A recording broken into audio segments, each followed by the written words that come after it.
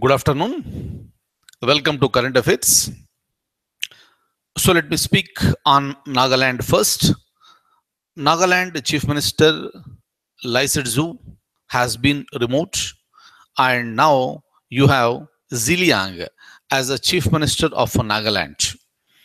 So this is a very short period government that was headed by Laisetzu. So, but otherwise, previously also it was Ziliang. I very recently explained you the complete story with respect to Nagaland. And Laisetzu has been asked to prove the majority on the floor of the house by the governor. Later, the issue has moved to Guwahati High Court. But High Court yesterday made it very clear that let the governor of Nagaland uses his wisdom, and court is not going to interfere on this. So later, BP Acharya, the governor of Nagaland, has asked the chief minister Laisetzu to prove the majority. So, but there was no show from him. That was the reason why he was removed, and Mr.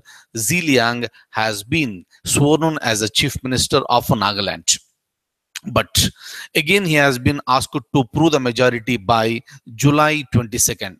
So before July 22nd, he has to prove the majority. That is called the trust oath. Trust oath, kindly remember, this is also called confidence oath. So this is the motion that will be moved by the chief minister, and he will request the members in the assembly to vote for him. And once he got the majority, that is considered to be the trust oath, and he will be permitted to continue as the chief minister. So these are the latest developments, and by looking at the present scenario, so we can take it for granted that whenever the trust oath takes place, mostly on July 22nd, Mr. Ziliang is going to win the trust oath. And it is not just his own party members, but BJP is also supporting him. And obviously, it is going to be a cakewalk, and he will continue as the chief minister until and unless, some dramatic changes will take place. Because of any reason, right, on the negative side, because of any reason, if Ziliang is unable to prove the majority, then the decision will be taken by the governor, and most probably that will lead to the imposition of the president's rule in Nagaland. And hopefully such type of situation shall not arise in Nagaland. Already, the situations are very sensitive in Nagaland, as we know, and now lots of floods are also there. Nagaland is affected by floods, and very recently central government has released lots of funds to Nagaland for taking care of the people. And under these circumstances, there is a necessity of a stable and effective government in Nagaland. Hopefully Mr. Ziliang is going to win the trust oath, and he is going to continue as the chief minister of Nagaland. Right. So this is how dramatic changes will take place. So very recently, Ziliang has been replaced by Laisetzu, and within a very short period of time, he had to be removed, and now again Ziliang became the chief minister of Nagaland. That is the reason why. So these are the very dramatic changes that happens. Okay, that shows the instabilities of the governments. Right, it's not just in Nagaland. In many states, these things will happen, and I want you to pay very close attention on this. Right now, straight away, I'll show you some information related to Nagaland, and then we'll move to some other area.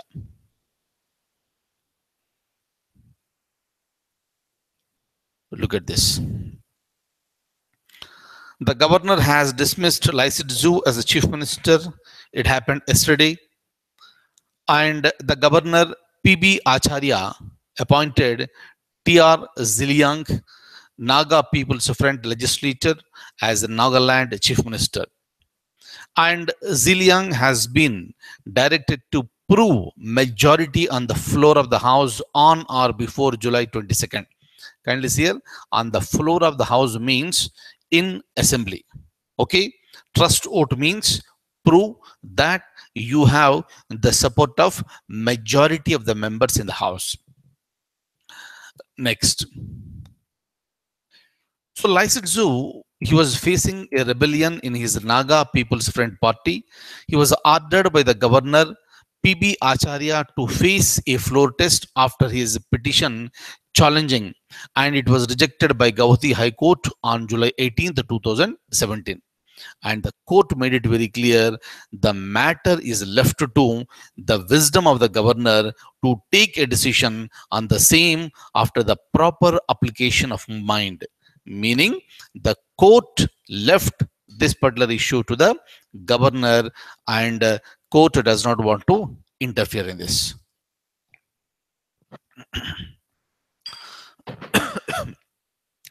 Next,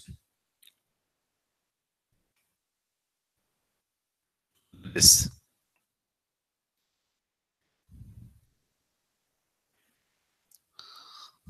Parliament is always considered to be a temple of India. So this is the place where all the bills are passed. So this is the place where major policies are discussed. This is the place where the issues that are related to the people are discussed. This is the place where the decisions are taken.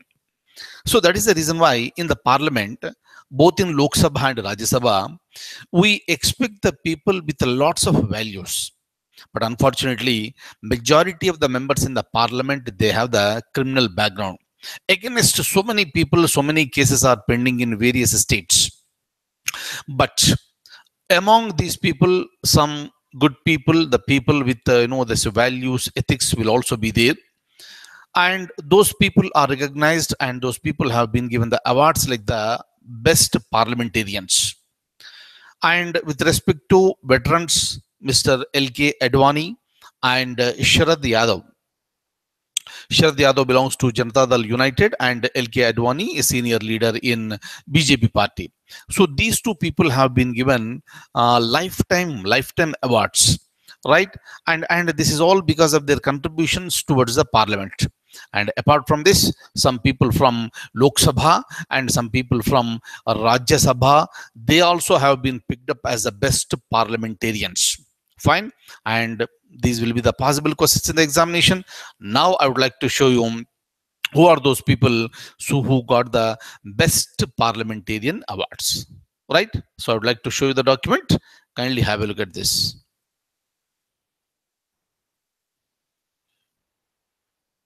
Look at this.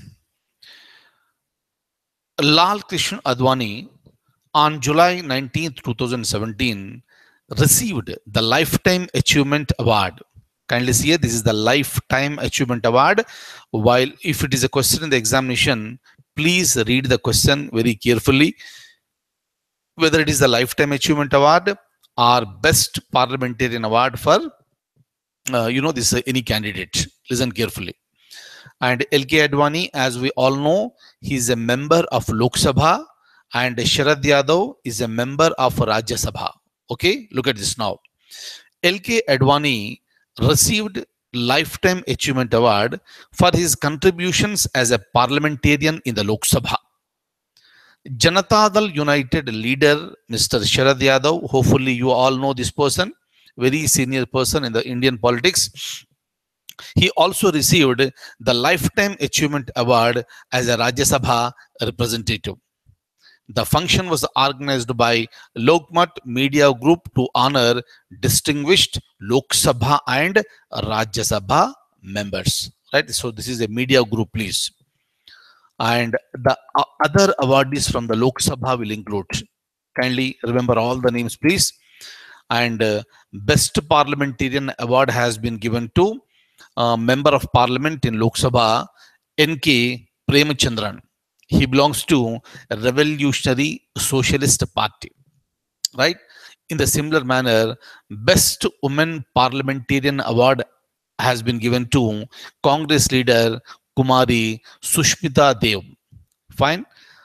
And this is the Best Women Parliamentarian Award. And there is another award that has been given to BJP leader Meenakshi Lekhi. Best Debate Women Parliamentarian. Right? So kindly remember all these three names. So now we'll move to, this Rajya Sabha, Just stay online. Yeah, look at this. So the awardees from the Rajya Sabha included CPIM leader Sitaram Yechuri, very senior person, very known person, right? You must be aware of this gentleman. He has been given Best Parliamentarian Award. Kindly remember, this is with respect to Rajya Sabha. In the similar manner, Best Women Parliamentarian Award, it has been awarded to Jaya Bachchan, right? Another very famous personality, a wife of Amitabh Bachchan, and she belongs to a party called Samajwadi Party. And similarly, Best Debate Women Parliamentarian Award has been given to Congress Member of Parliament Rajni Patil. Okay, so please remember these names.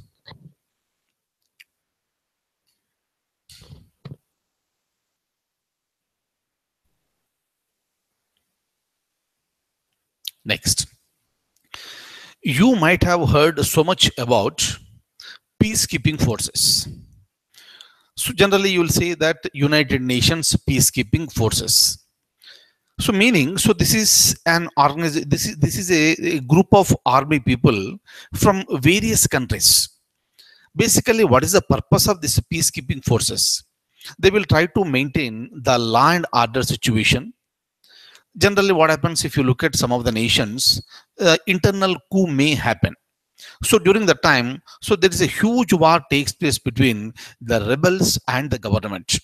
So during that time, the peacekeeping forces will enter into the that particular country, and they will try to control the situation, and they will try to maintain the balance, and they will try to restore the normalcy. Wherever the people who are living, the people are very, very important. So you need to protect the lives of the people, you need to protect the property, and ultimately you need to establish the normalcy. That is the basic idea of the United Nations. That is the basic idea of the United Nations peacekeeping forces. So during that time, what will happen? These army people, and of course, India has played a very, very major role in the United Nations peacekeeping, operations. That is the reason why India is lauded throughout the world. So because of its contributions for peacekeeping throughout the world. So now the point is that, so in these peacekeeping forces, so many officers are involved. It is not just from military, but from various fields, the officers are involved. And these officers are considered to be the trainers, right? And these officers, they will go to some other country and they will try to restore the normalcy. But how do you update and upgrade these trainers? That is the reason why these trainers also need trainers. Okay, so meaning is simple. You are going to train the trainers. Where does it happen?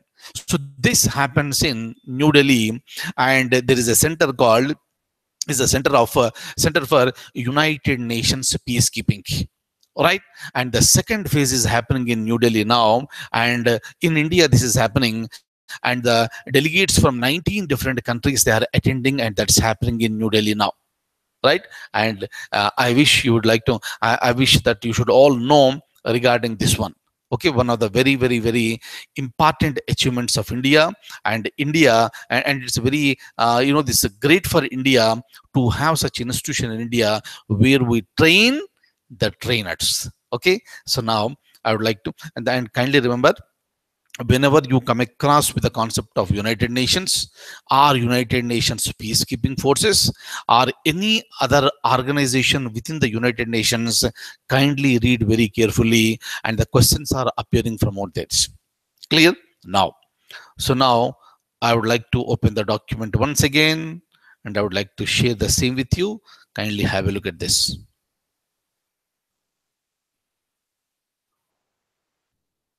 Right. So the Center for United Nations Peacekeeping is conducting jointly with the United States the second edition of United Nations Peacekeeping Course for African partners in New Delhi.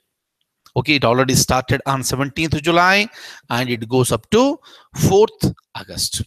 But what is peacekeeping? Let's know. What exactly is the peacekeeping? Peacekeeping is a way to help countries torn by conflict create conditions for sustainable peace. Okay, so this is the definition that is given by United Nations. Ultimately, you want peace, right? And there are certain problems like conflicts. So you have to settle those issues and maintain the calmness, maintain the peace. That is called the peacekeeping. And the peacekeepers will monitor and observe the peace process in post-conflict areas. Meaning, after the conflict is over, then you are monitoring and observing and assist ex-combatants in implementing the peace agreements they may have signed. Obviously, the these rebels and the government might have signed the agreement, and the peacekeeping forces will see that those agreements will be implemented without any issue. Such assistance comes in many forms, including confidence building measures. Otherwise, what will happen? Rebels will rebel again.